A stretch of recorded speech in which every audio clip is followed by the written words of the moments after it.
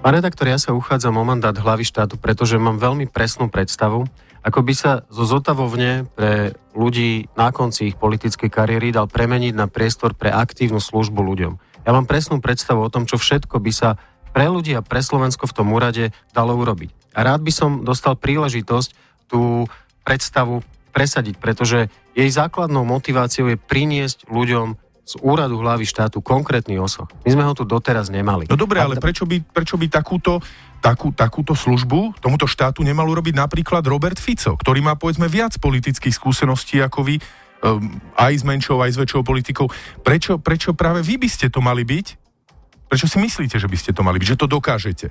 Pretože Robert Fico pred 2 rokmi slúbil ľuďom istoty. A tá jediná, ktorú im ponúka dnes, je tá, že nezamestnanosť, zdravotníctvo a školstvo ho v úrade prezidenta nebudú trápiť, lebo to sa ho netýka, a že tá jediná istota je vlastne jeho 5 rokov v paláci.